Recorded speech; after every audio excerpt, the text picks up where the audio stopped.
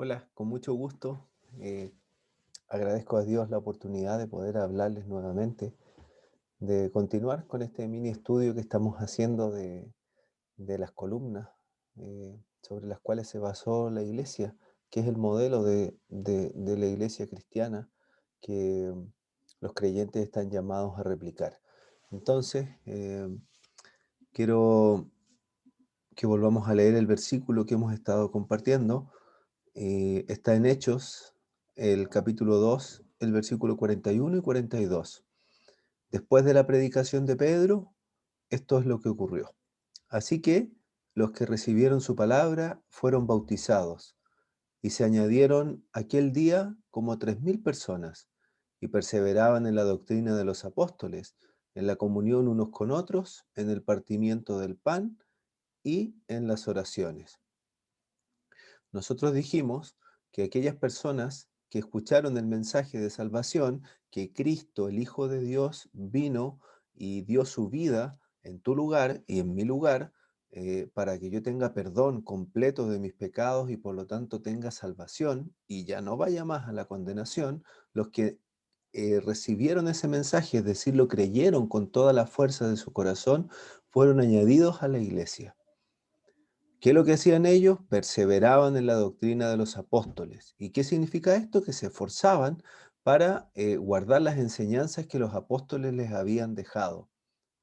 Otra cosa que hacían, dice aquí, en la comunión unos con otros, practicaban la comunión unos con otros. Es muy importante que sepamos quiénes son los que se bautizaron, bueno, los que recibieron y creyeron el mensaje. ¿Quiénes son los que se esforzaban en guardar las enseñanzas de la Biblia? Bueno, aquellas personas que recibieron el mensaje y que fueron bautizados.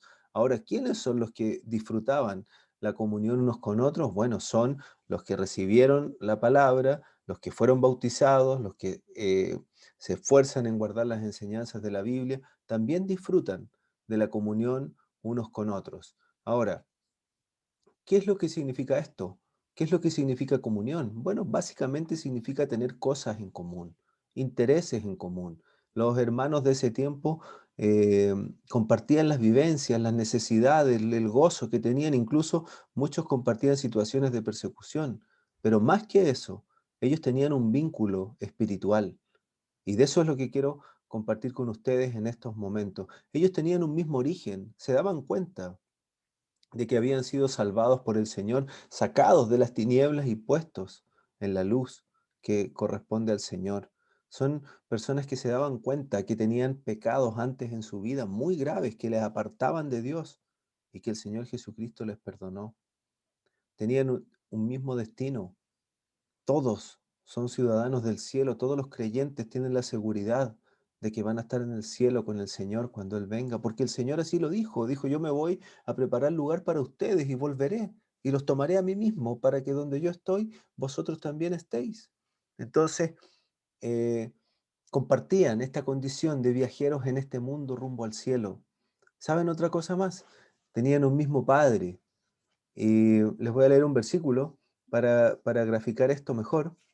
Eh, Porque aquí dice en Juan 1, el capítulo, o sea, el versículo 11, dice, vino a los de su propio pueblo y hasta ellos lo rechazaron, pero a todos los que creyeron en él y lo recibieron, les dio el derecho de llegar a ser hijos de Dios. Vino a su pueblo, le rechazaron, pero a los que creyeron, se da cuenta una vez más, es necesario creer, y le recibieron, les dio el derecho de ser hechos hijos de Dios. La Biblia dice que los creyentes son miembros de la familia de Dios. Entonces, además de tener un mismo Padre, tienen un mismo Señor. El Señor Jesucristo es su Salvador. Es aquel que rige, que dicta el curso de todas sus acciones. ¿En qué sentido esto es importante? En el que para poder ser un miembro de la iglesia del Señor debemos ser cristianos y para ser cristianos Cristo debe ser nuestro Señor. No podemos ser cristianos si es que no tenemos a Cristo gobernando nuestra vida y nuestro corazón. Otra cosa, entonces es que ellos también tenían al mismo Espíritu Santo de Dios en su cuerpo guiándoles, dirigiéndoles a toda la verdad, mostrándoles, esto está mal, tienes que corregir, o esto está bien, sigue por este camino. la guía, la dirección del Espíritu Santo, algo básico también en la iglesia. Entonces son hermanos, porque tienen un mismo Padre. El Señor Jesucristo llamó a los creyentes hermanos y amigos. ¿Por qué? Porque tienen un mismo Padre.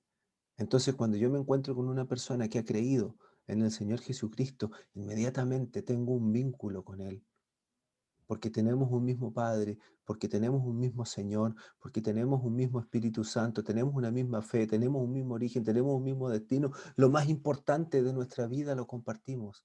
Por eso se da la cercanía, no por otras cosas, no por otras afinidades. ¿Sabe? Los creyentes forman un cuerpo. Así lo describe la Escritura. Les voy a leer el versículo porque quiero que vean la enseñanza en la Biblia. Versículo 27 dice, vosotros pues sois el cuerpo de Cristo y miembros cada uno en particular. Mire el versículo 26, de manera que si un miembro padece, todos los miembros se duelen con él, y si un miembro recibe honra, todos los miembros con él se gozan. Esto es verdad para la iglesia en todos los lugares, pero es verdad también para nuestra congregación local. Somos un cuerpo, tenemos cercanía unos con otros, dependemos unos de los otros. Si uno sufre, el otro también sufre. Si uno se goza, el otro también se alegra. No hay lugar para la envidia, hay unidad. Ese es el modelo de la iglesia que nos presenta el Nuevo Testamento y que nosotros debemos buscar que sea nuestra iglesia. Una iglesia que tiene al Señor como el Señor en el centro y principal, como la prioridad uno. Una iglesia que se preocupa eh, o se esfuerza por guardar las enseñanzas que nos dejó, que encontramos en la Escritura. Una iglesia en la cual hay cercanía de los miembros unos con otros, hay afecto, hay intimidad, hay una fraternidad, un grupo hermoso que se ama. Bueno, vamos a seguir viendo lo que la iglesia es, pero quisiera decirte que primeramente pienses si tú eres parte de esa iglesia, de la iglesia que el Señor ganó a precio de su sangre. Para eso Él tiene que ser tu Señor. Para eso tú tienes que tener el deseo de obedecerle, de que tu vida se conforme a lo que Él dice, no a lo que escuchaste en otro lado, no a lo que te dijeron, a lo que está en la Escritura. Un abrazo muy grande, que el Señor te bendiga.